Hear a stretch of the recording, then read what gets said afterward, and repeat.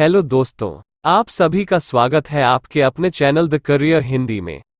आज के वीडियो में हम महात्मा बुद्ध और बौद्ध धर्म के बारे में सारी जानकारी जानेंगे। चलिए वीडियो शुरू करते हैं। महात्मा बुद्ध के जीवन से जुड़ी महत्वपूर्ण घटनाएं।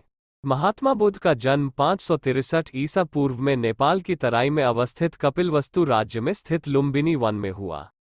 महात्मा बुद्ध की मृत्यु 483 ई में कुशीनारा में हुई। महात्मा बुद्ध को ज्ञान प्राप्ति बोधगया में हुई। महात्मा बुद्ध का प्रथम उपदेश सारनाथ के मृगदाव में है। महात्मा बुद्ध के जीवन से जुड़ी महत्वपूर्ण घटनाओं के चिन्ह या प्रतीक।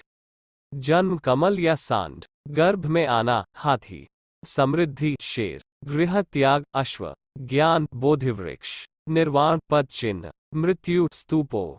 बौद्ध धर्म के प्रवर्तक महात्मा बुद्ध का जन्म नेपाल की तराई में अवस्थित कपिलवस्तु राज्य में स्थित लुम्बिनी वन में 563 ईसा पूर्व में हुआ था।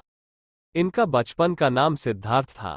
कपिलवस्तु शाक्य गणराज्य की राजधानी थी तथा गौतम बुद्ध के पिता शुद्धोधन यहाँ के राजा थे। जन्म के 7वें दिन गौतम बुद्ध की माता महामाया का देहांत हो गया। इनका पालन पोषण इनकी मौसी महाप्रजापति गौतमी ने किया।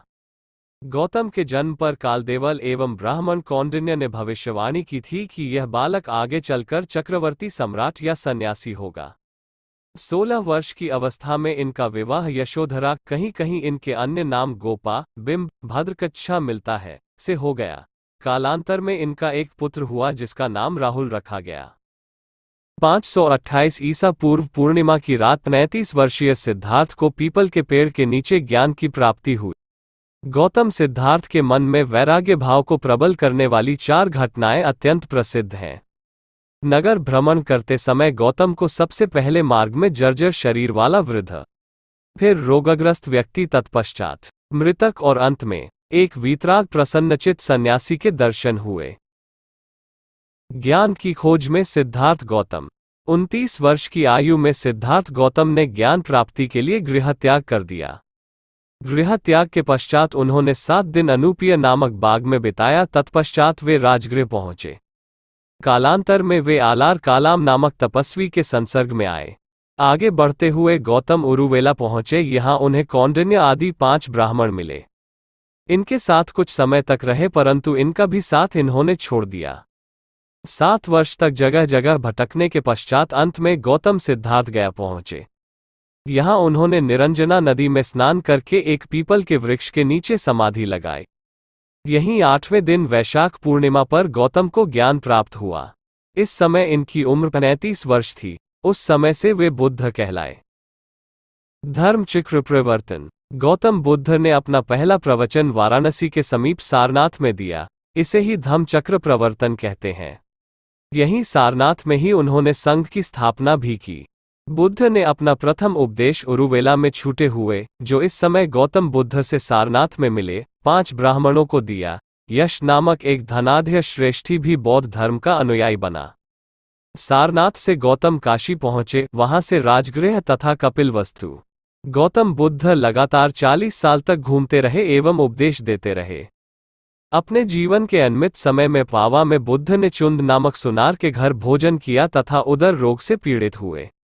यहाँ से वे कुशीनगर, कस्या गांव, देवरिया जिला, पूर्वी उत्तर प्रदेश आए, जहां 80 वर्ष की आयु में 483 ई. पूर्व में उनका महापरिनिर्वाण हुआ। बौद्ध संगीतियाँ। प्रथम बौद्ध संगीति। स्थान सप्तपर्ण बिहार पर्वत, राजगृह। समय 543 ईसा पूर्व। शासनकाल अजातशत्रु। अध्यक्ष महाकश्यप। कार्य बुद्ध की शिक्षाओं की सुत्त पिटक तथा विनय पिटक नामक पिटकों में अलग अलग संकलन किया गया। द्वितीय बौद्ध संगीति। स्थान वैशाली। समय 383 ईसा पूर्व। शासनकाल कालाशोक। अध्यक्ष साबकमीर। कार्य पूर्वी तथा पश्चिमी भिक्षुओं के आपसी मतभेद के कारण संघ का स्थावर एवं महासंघिक में विभाजन। तृतीय बौद्ध संगीति। स्थान पाटलिपुत्र। समय 250 ईसा पूर्व। शासनकाल अशोक। अध्यक्ष मोगलिपुत्तिज। कार्य अभिधम पिटक का संकलन एवं संघभेद को समाप्त करने के लिए कठोर नियम। चतुर्थ बौद्ध संगीति। स्थान कुंडलवन कश्मीर। समय प्रथम शताब्दी ईसा। शासनकाल कनिष्क। अध्यक्ष वसुमित्र। उपाध्यक्ष अश्वघोष। कार्य विभाषा शास्त्र नामक टीका का संस्कृत में संकलन, बौद्ध संघ का हीनयान एवं महायान संप्रदायों में विभाजन। बौद्ध धर्म की विशेषताएं और उसके प्रसार के कारण। बौद्ध धर्म ने ईश्वर और आत्मा के अस्तित्व को अस्वीकार कर दिया। यह वेद को प्रमाण वाक्य नहीं माना। अतः बौद्ध धर्म में दार्शनिक वाद विवाद की कठोरता नहीं थी। इसमें वर्णभेद के लिए कोई स्थान नहीं था, इसलिए इसे निम्न जाति के लोगों का विशेष समर्थन मिला। स्त्रियों को भी संघ में स्थान मिला। अतः इससे बौद्ध धर्म का प्रचार होने में मदद मिली। बुद्ध के व्यक्तित्व एवं उनकी उपदेश पद्धति ने धर्म प्रचार में उन्हें बड़ी मदद दी। आम जनता की भाषा पाली ने भी बौद्ध धर्म के प्रसार में योग दिया। संघ के संगठित प्रयास से भी धर्म प्रचार एवं प्रसार में सहयोग मिला। बौद्ध संघ। बौद्ध धर्म के त्रिरत्न बुद्ध, धम्म और संघ में संघ का स्थान महत्वपूर्ण था। सारनाथ में मृगदाव में धर्म का उपदेश देने के पश्चात 5 शिष्यों के साथ बुद्ध ने संघ की स्थापना की। बौद्ध संघ का संगठन गणतांत्रिक आधार पर हुआ था। संघ में प्रविष्ट होने को उपसंपदा कहा जाता था। भिक्षु लोग वर्षा काल को छोड़कर शेष समय धर्म का उपदेश देने के लिए भ्रमण करते रहते थे। संघ का द्वार सभी लोगों के लिए खुला। जाति संबंधी कोई प्रतिबंध नहीं थे। बाद में बुद्ध ने अल्पवयस्क, चोर, हत्यारों, ऋणी व्यक्तियों, राजा के सेवक, दास तथा रोगी व्यक्ति का संघ में प्रवेश वर्जित कर दिया। कठोर नियम का पालन करते हुए भिक्षु कासाय, गेरुआ वस्त्र धारण करते थे। सभा के वैध कार्रवाई के लिए न्यूनतम उपस्थिति संख्या कोरम 20 थी। हीनयान एवं महायान। कनिष्क के समय चतुर्थ बौद्ध संगीति में बौद्ध धर्म स्पष्टतः 2 संप्रदायों में विभक्त हो गया। 1 हीनयान, 2 महायान।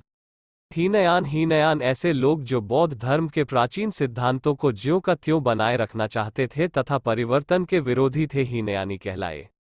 हीनयान में बुद्ध को एक महापुरुष माना गया। हीनयान एक व्यक्तिवादी धर्म था। इसका कहना है कि प्रत्येक व्यक्ति को अपने प्रयत्नों से ही मोक्ष प्राप्ति का प्रयास करना चाहिए। हीनयान मूर्ति पूजा एवं भक्ति में विश्वास नहीं करता। हीनयान भिक्षु जीवन का हिमायती है। महायान संप्रदाय बुद्ध को देवता के रूप में स्वीकार करता है। महायान सिद्धांतों के अनुसार बुद्ध मानव के खत्राता के रूप में अवतार लेते रहे हैं। इनका अगला अवतार मैत्रेय के नाम से होगा। अतः इनकी तथा बोधिसत्वों की पूजा प्रारंभ हो गई। महायान में समस्त मानव जाति के कल्याण के लिए परसेवा तथा परोपकार पर बल दिया गया। महायान मूर्ति पूजा तथा पुनर्जन्म में आस्था रखता है। महायान के सिद्धांत सरल एवं सर्वसाधारण के लिए सुलभ हैं। यह मुख्यतः गृहस्थ धर्म है। महात्मा बुद्ध के उपदेश। महात्मा बुद्ध का उपदेश मानव जाति के हित के लिए था। उन्होंने अपना पहला उपदेश सारनाथ में दिया तथा वहां 5 मित्रों को अपना अनुयायी बनाया तथा उन्हें भी धर्म के प्रचार के लिए भेज दिया। महात्मा बुद्ध ने सभी दुखों के कारण और निवारण के लिए अष्टांगिक मार्ग बताया तथा तृष्णा, इच्छा या आकांक्षा को सभी दुखों का कारण बताया। महात्मा बुद्ध ने अहिंसा का समर्थन किया, पशु हत्या का विरोध भी किया। महात्मा बुद्ध के उपदेशों का सार। महात्मा बुद्ध ने अग्निहोत्र तथा गायत्री मंत्र का प्रचार किया। ध्यान तथा अंतर्दृष्टि, मध्य मार्ग का अनुसरण, 4 आर्य सत्य, अष्टांग मार्ग। महात्मा बुद्ध की मृत्यु। महात्मा बुद्ध ने 483 ईसा पूर्व 80 वर्ष की आयु में अपने नश्वर शरीर को त्याग दिया और परमात्मा में विलीन हो गए। ज्ञान प्राप्ति के बाद का संपूर्ण जीवन इन्होंने मानव कल्याण के लिए लगाया। यह ज्ञान को केवल अपने तक सीमित नहीं रखना चाहते थे। इसी कारण उन्होंने अनेकों उपदेश दिए तथा अपने ज्ञान को अमर कर दिया।